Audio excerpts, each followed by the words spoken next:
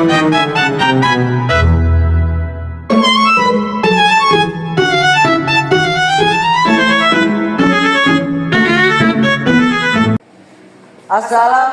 warahmatullahi wabarakatuh. Perkenalkan, nama saya Ica Stuti dengan NIM Q1A1244042 dari kelas B. Dan saya Sahrul Ramadhani dari kelas A dengan NIM Q1A1244023. Kami dari jurusan Ilmu dan Teknologi Pangan angkatan 2024 akan memaparkan materi tentang peran gas dalam sistem pengemasan pangan. Baik, saya akan membacakan tugas kimia pangan tentang peran gas dalam sistem pengemasan pangan. Dalam industri pengolahan pangan, sistem kemasan memegang peran vital untuk mempertahankan kualitas dan keamanan produk selama proses penyimpanan dan distribusi. Salah satu pendekatan modern yang diterapkan adalah pemanfaatan gas tertentu untuk mengatur atmosfer di dalam kemasan. Teknologi ini dikenal dengan nama Modified Atmosphere Packaging atau MAP, di mana gas seperti nitrogen N2, karbon dioksida CO2, dan oksigen O2 digunakan untuk menciptakan kondisi optimal yang memperlambat kerusakan produk. Definisi gas untuk kemasan.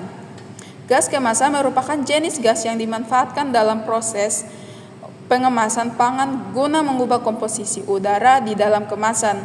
Tujuannya adalah untuk memperlambat proses degradasi biologis maupun kimia sehingga mutu dan masa simpan produk dapat dijaga lebih lama.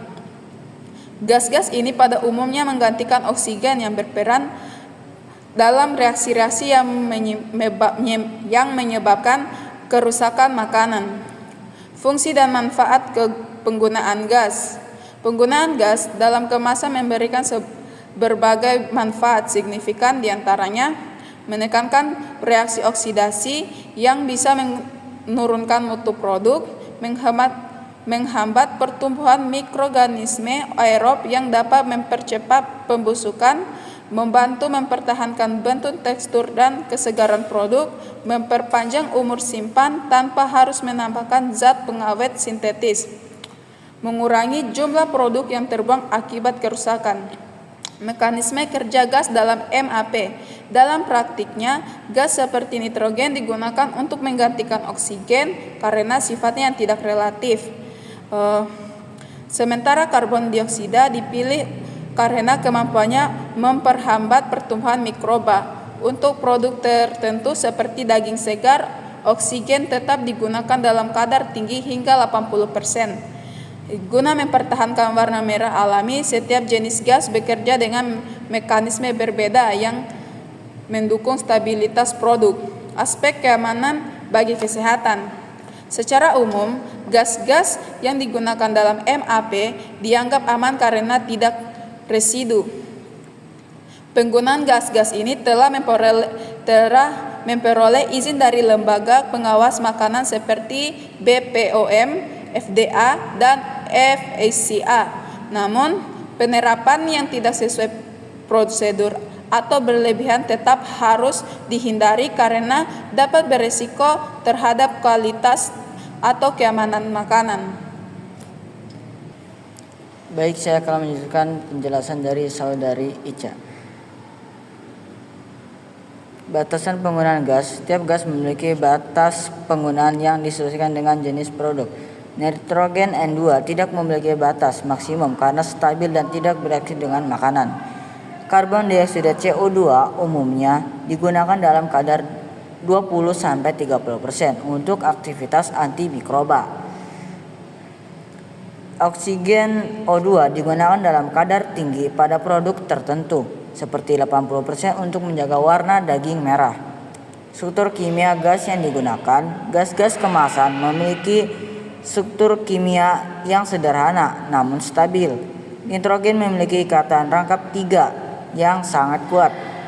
Karbon dioksida molekul linear dengan struktur OCO. Oksigen memiliki ikatan rangkap 2 yang relatif reaktif namun tetap digunakan dalam kadar tertentu.